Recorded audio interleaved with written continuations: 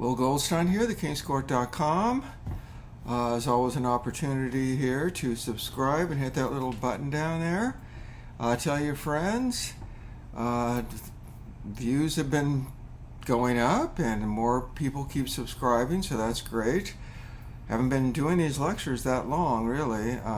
So anyway, this is, and also my music. You can always check out my music on the About page of this channel. Just follow the links. So this is part of the World Unity series. It's number 15. The title of this video is North America and its Indigenous People.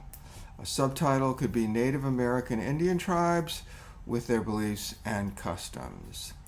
So I originally was going to do all of the Americas, but that was going to be too long. So I'm dividing it into just North America. Next video will be basically Mesoamerica, Central America, and South America. So, but in this video, it's because, people that migrated to the Americas came from the North. So this whole introduction to this, at the beginning of part of this video, concerns how they got here. So, evidence from full genomic studies suggests that the first people in the Americas diverged from ancient East Asians about 36,000 years ago. There's different viewpoints on this. And expanded northwards into Siberia, where they encountered and interacted with a different Paleolithic Siberian population known as ancient North Eurasians. So we're talking about way up northwest of Alaska, basically, across the continent. The history of Native Americans began tens of thousands of years ago with the settlement of the Americas by the Paleo-Indians, where they just kind of came from. Like I said, the Siberian population. And they are also called Paleo-Americans, who were the first peoples who entered and inhabited the Americas during the final stages of the late Pleistocene period, a geological epoch that lasted from 2.58 million to 11,700 years ago, spanning the Earth's most recent period of repeated glaciations. Traditional theories suggest that big animal hunters, they didn't just come by themselves, crossed into the Americas over a land bridge known as Beringia, or the Bering Strait, which connected the two continents across what is now the Bering Strait. In other words, it was landmass, what is now the Bering Strait. The importance of Beringia is twofold. It provided a pathway for intercontinental exchanges of plants and animals during glacial periods and for interoceanic exchanges. Falling sea levels associated with an intensive period of Quaternary glaciation created the Bering Land Bridge that joined Siberia to Alaska about 60 to 25,000 years ago. This bridge existed from 45,000 to 12,000 BCE. Small isolated groups of hunter-gatherers migrated alongside herds of large herbivores far into Alaska. From 16,500 to 13,500 BC, ice-free corridors developed along the Pacific coast and valleys of North America. Stone artifacts, animal remains, and burned sites uncovered in 1988, with new samples revealed and analyzed in 2015, were the first conclusive evidence that humans were in the Americas before 13,000 years ago. Anthropologists and archaeologists have identified and studied a wide variety of cultures that existed during this era. Sites in Alaska, which is East Beringia, are where some of the earliest evidence has been found of Paleo-Indians, followed by archaeological sites in northern British Columbia, western Alberta, and the Old Crow Flats region in the Yukon. The Paleo-Indian would eventually flourish all over the Americas. By 10,000 BC, they had occupied much of North, Central, and South America. While there's general agreement that the Americas were first settled from Asia, the pattern of migration and the places of origin in Eurasia of the peoples who migrated to the Americas remains unclear. The traditional theory is that ancient Beringians moved when sea levels were significantly lower due to the Quaternary glaciation, when ice sheets many kilometers thick covered vast areas of the continents in temperate areas, so they were ice sheets too that they could go across, following herds of now extinct Pleistocene megafauna. And megafauna are large animals weighing over 46 kilograms to weighing over 1,000 kilograms, and they're moving along ice-free corridors that stretch between ice sheets. So they're going across, there's ice sheets, and they're going across ice-free, so they're going across land, okay, these huge megafauna. So another route proposed is that either on foot or using primitive boats, they migrated down the Pacific coast to South America as far as Chile. Any archaeological evidence of coastal occupation during the last ice age would now have been covered by the sea level rise up to 100 meters since then. The precise date for the peopling of the Americas is a long-standing open question. And while advances in archaeology, Pleistocene geology, physical anthropology, and DNA analysis have progressively shed more light on the subject, though significant questions remain unsolved. The Clovis first theory refers to the hypothesis that the Clovis culture represents the earliest human presence in the Americas about 13,000 years ago. Clovis culture is a prehistoric Paleo-American archaeological culture named for distinct stone and bone tools found in close association with the Pleistocene fauna already mentioned. Evidence of pre-Clovis cultures has accumulated and pushed back the possible date of the first peoples of the Americas. Academics generally believe that humans reached North America south of the Laurentide Ice Sheet at some point between 15,000 and 20,000 years ago.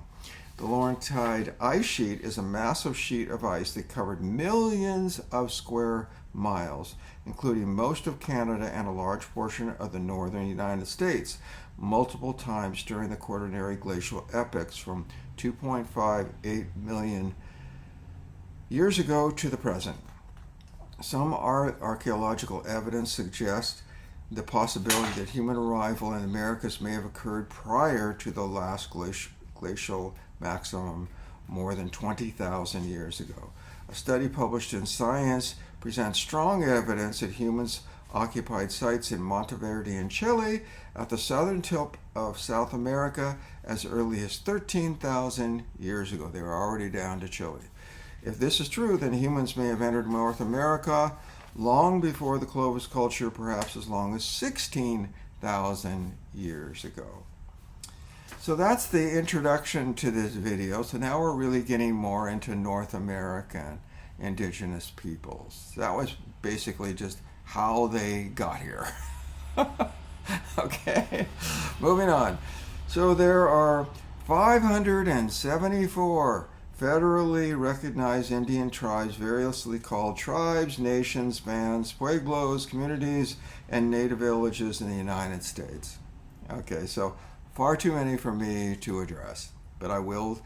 A few of them are the largest being the Indigenous Mexican Americans, Navajo Nation, Cherokee Nation, Sioux, Oboe or Chippewa, Choctaw Nation, Apache Nation, Pueblo, Intuit people, Blackfeet Nations, with ranges of population anywhere from 550,000 to 26,225.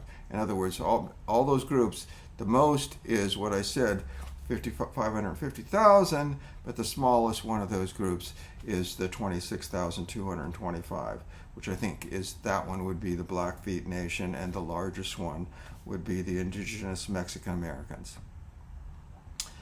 So other leading North American civilization include the Maya and Aztec in what is now Mexico, and the Iroquois, native to southeastern Canada and the northeastern United States. So I'll be getting into the Mayan and the Aztec in the next video. The vastness of the northern part of the continent encouraged other indigenous communities to live nomadic lifestyles. So a little bit about Native American religions now. So Native American religions are the spiritual practices of the Native Americans in the United States. Ceremonial ways, there's some also in Canada here. Ceremonial ways can vary widely and are based on the different histories and beliefs of individual nations, tribes, and bands. Early European explorers described individual Native American tribes and even small bands as each having their own religious practices. I can't cover them all. This is basic so you get the idea. Theology may be monotheistic, polytheistic, henotheistic, which means a devotion to a single primary God while accepting the existence or possible existence of other deities. Animistic, which we've talked about in other videos, belief that natural objects, natural phenomena, and the universe itself have souls. And then there's shamanistic. Again, we've talked about in other videos, like in Africa and places like that. A person who is thought to have special powers to influence spirits. Pantheistic, or any combination thereof, among others. Traditional beliefs are usually passed down in the forms of oral histories, stories, allegories, and principles. Traditional Alaskan Native religion involves meditation between people and spirits, souls, and other immortal beings. Such beliefs and practices were once widespread among Inuit Indian cultures, but today they are less common. They were already in decline among many groups when the first major ethnological research was done. For example, at the end of the 19th century, Thoglog, the last medicine man among what were then called in English polar Eskimos, died. He was believed to be able to travel to the sky and under the sea, and was also known for using ventriloquism, speaking in such a manner that the sound seems to come from a distant or from a source other than the speaker, and sleight of hand, using deceptive tricks with his hands. Like magic. Inuit religion is shared spiritual beliefs and practices of the Inuit and indigenous people from Alaska, northern Canada, parts of Siberia, and Greenland. Their religion shares many similarities with some Alaskan native religions. Traditional Inuit religions practices include animism and shamanism, in which spiritual leaders meditate with spirits. Today, many Inuit follow Christianity, but traditional Inuit spirituality continues as a part of a living oral tradition and part of contemporary Inuit society. Inuit who balance indigenous and Christian theology practice religious syncretism. So they're combining the two, their ancient systems with Christianity's beliefs. Inuit cosmology provides a narrative about the world and the place of people within it. Rachel Kitskolock Tinsley writes, and I'm quoting, "The Inuit cosmos is ruled by no one.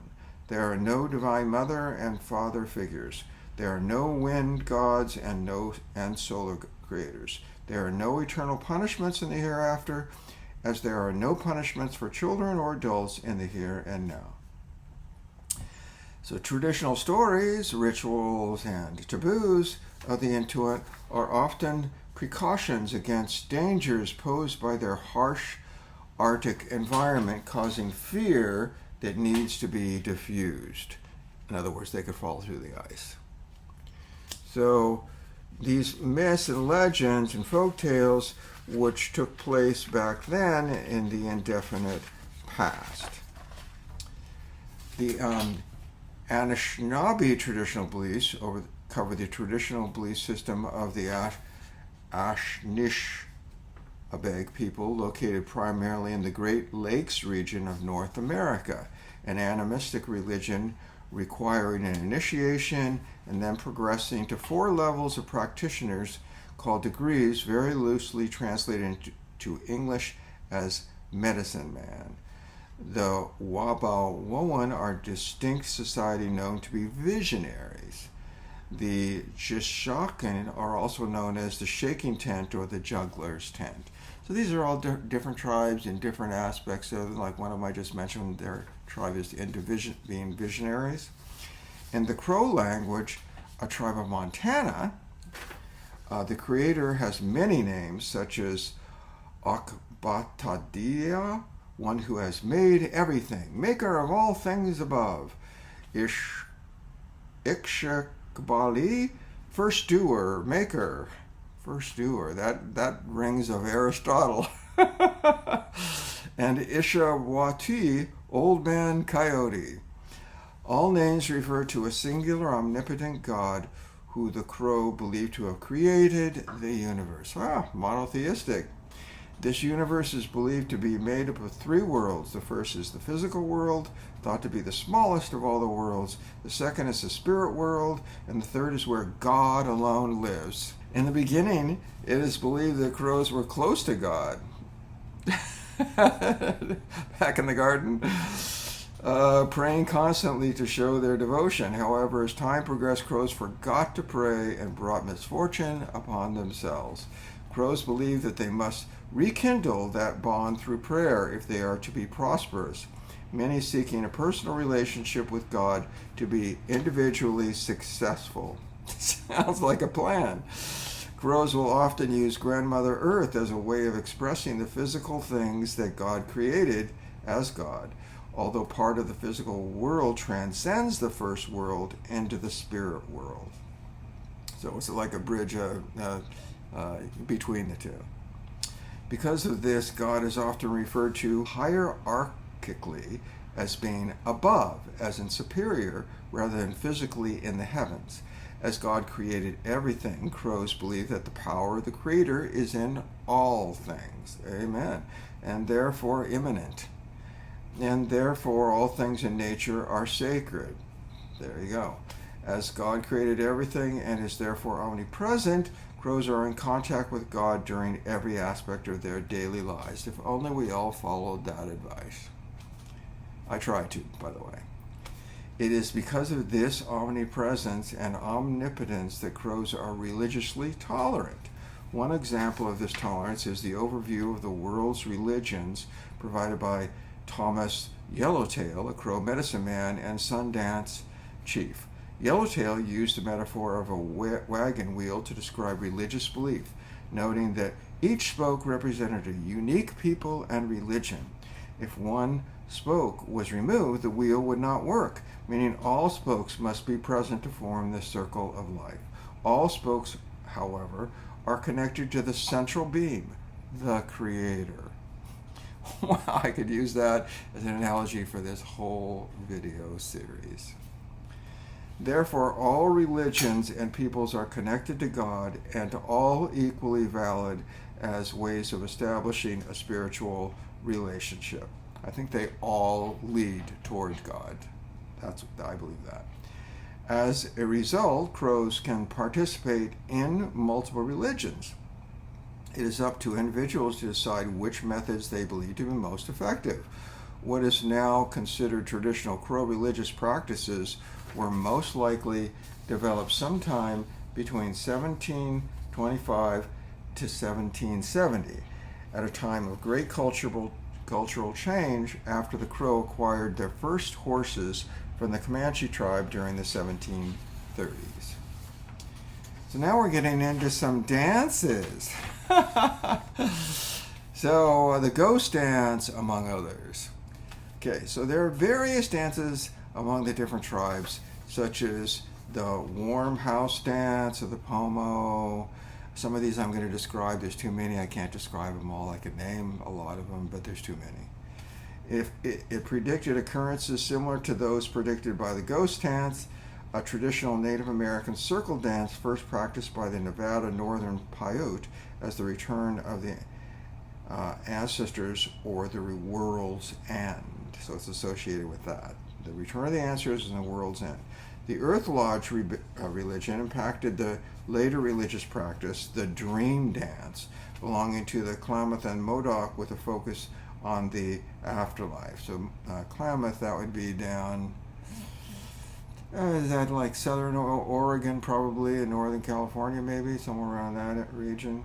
The ghost dance was created in a time of genocide to save the lives of the Native Americans by enabling them to survive the current and coming catastrophes, by calling the dead to fight on their behalf, and to help them drive the colonists out of their lands, calling the dead to fight on their behalf.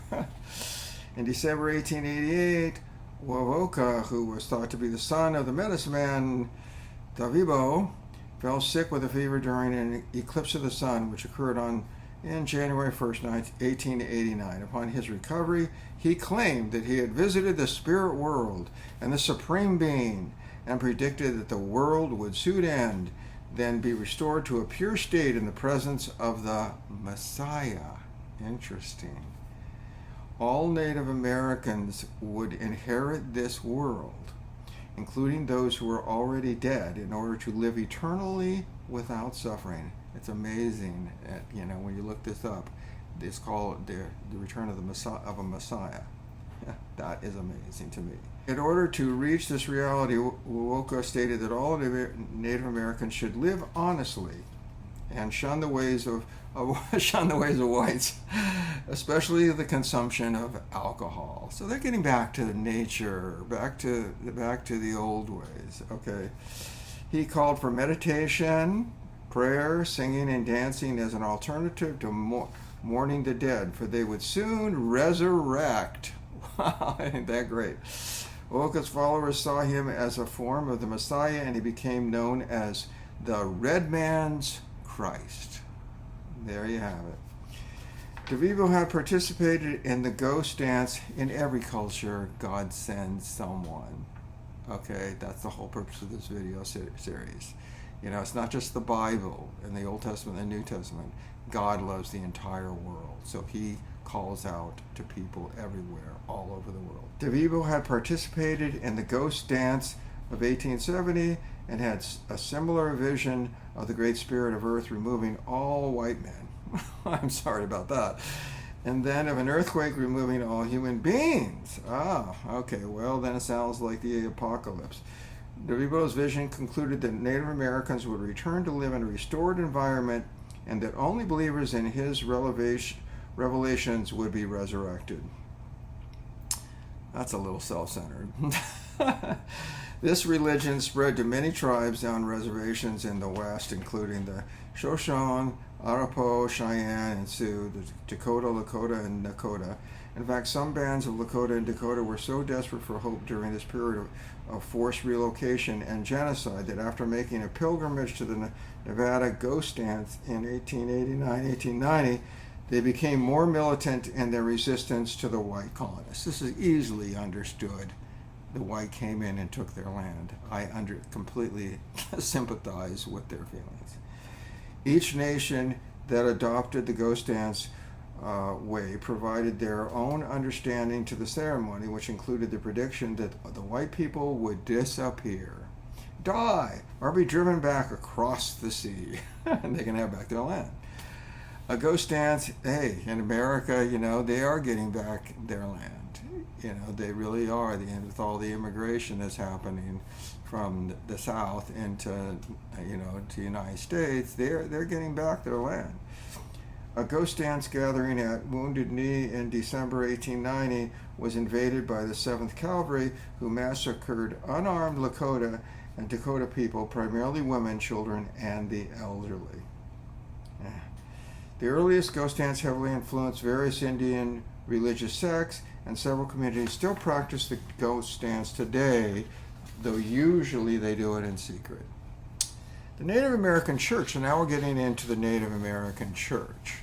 Okay, so peyote. The abbreviation is the NAC, also known as peyotism, and peyote religion is a Native American religion that teaches a combination of traditional American beliefs and Christianity. I didn't really know that. I knew about peyote. I even had peyote, but back in my 20s. But I didn't know that there was a connection to the Christianity. So anyway, it's peyote is an entheogen ingested to produce a non-ordinary state of consciousness for religious or spiritual purpose. It's not for kicks. The religion originated in the Oklahoma Territory around 1890 to 1907 after peyote was introduced to the southern Great Plains from Mexico. Today it is the most widespread indigenous religion among Native Americans, with an estimated 250,000 adherents as of the late 20th century. Historically, many denominations of mainstream Christianity made attempts to convert Native Americans to Christianity in the Western Hemisphere. These efforts were partially successful for the religious practices, including those of the Native American Church. Many Native American tribes reflect Christian creeds, so they accepted a lot of Christianity and they put it even in their own creeds. Although conversion to Christianity was a slow process, the tenets of the Native American Church were more readily accepted. Originally formed in the Oklahoma Territory, the Native American Church is monotheistic, believing in a supreme being called the Great Spirit. That's why you see that a lot in the movies, the Great Spirit. The tenets of the Native American Church regard peyote as a sacred and holy sacrament and use it as a means to communicate with the Great Spirit, otherwise God, known as God, also referred to as the Creator.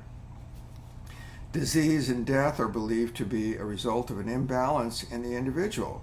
Besides peyote, other sacred plants, prayer, and fasting are used to cure this imbalance. Use of peyote is never for recreational purposes, and the hallucinogenic effects of the plant are considered spiritual visions. To most Native Americans, visions are common with the metaphysical. However, not every member experiences hallucinogenic effects during peyote rituals. The plant is meant to heal or fix social, personal, and communal problems. Members believe the plant is safe for children and pregnant women. Interesting. The Wanapum Indians, Smohala, 1815 to 1895, used wash-out rituals to build a religion in the Pacific Northwest. Smohala claimed that visions came to him through dreams and that he had visited the spirit world and had been sent back to teach his people. The name Wasani spoke to what the religion was about. It meant both dancing and worship. He led a return to the original way of life while influences and established ceremonial music and dancing, like before white influences. Smala's speaking was called Yonkpitkana for Shouting Mountain. The dreamer faith and its elements of dancing foreshadowed the later ghost dances of the Plains peoples. It was a back to our heritage religion.